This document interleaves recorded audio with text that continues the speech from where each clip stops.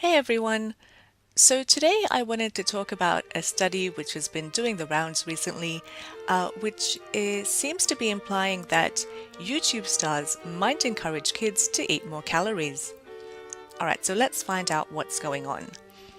Well, it would seem that recently at the European Congress on Obesity, there was a study presented which came out of Liverpool University, which is suggesting that children seeing social media influencers promoting unhealthy food is causing children to eat more calories. And that's about all the information that I can get from these articles, so I thought that I would try to go straight to the source and look up the European Congress on Obesity and find out more about this study. So if we head on over to their website and if we click on Program, and if we scroll through all of the presentations that were given at this Congress, we can see that on Thursday, May 24th, there was someone called E. Boyland who gave the presentation, "What do we know about digital food marketing and its impact?" Now, a number of these previous articles that I referenced do include quotes from Dr. Boyland, so I think I'm on the right track here.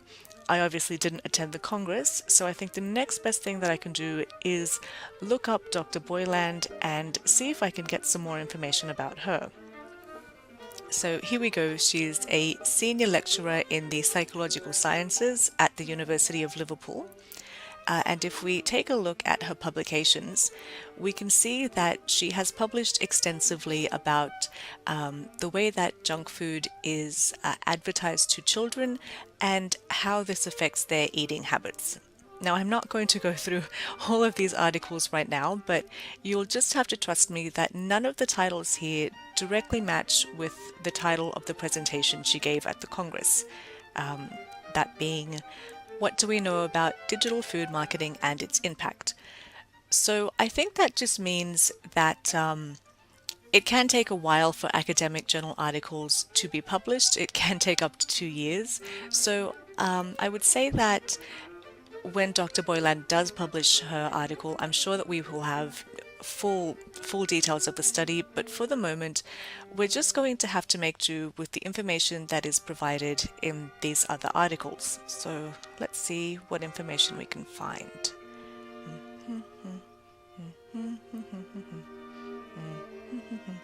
Okay, here we go.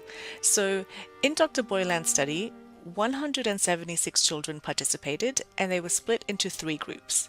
So one group was shown videos with social influences and junk food. The second group was shown content with social influences and healthy food. And the third group were just shown footage of social influences but with no food products. Afterwards, all of the children were presented with a number of snack foods, a mix of healthy and unhealthy. The children were welcome to help themselves. And then the study found that the children who viewed the content with the social influences and the junk food on average ate 448 calories, whereas the other 2 groups on average consumed 357 calories. And that's kind of it. That's pretty much even if we go through these other articles as well. That's pretty much all the information that's provided about the study. And I've got a few problems with that.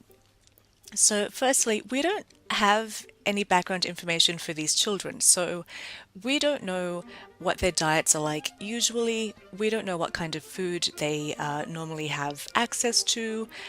We don't know what kind of attitudes and behaviors their parents or their guardians have instilled in them regarding food and nutrition.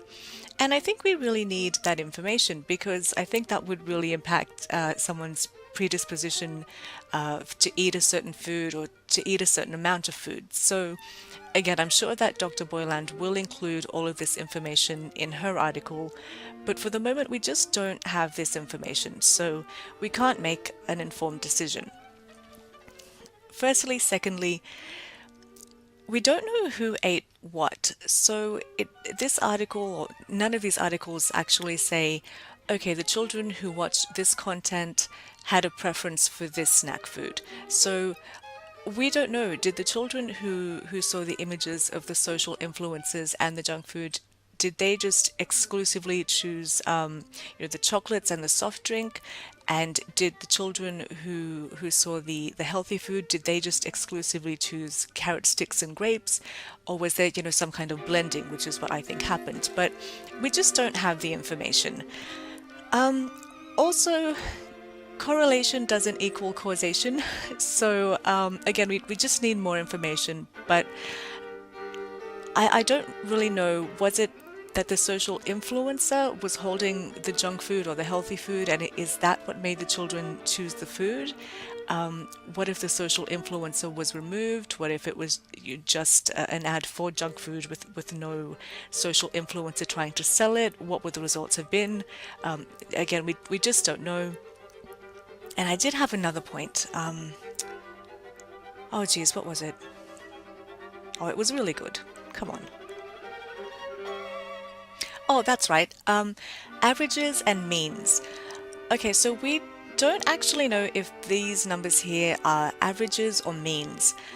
So as you may remember from your high school math, if there's one person in a group that has either an extremely high score or an extremely low score, they can skew the average.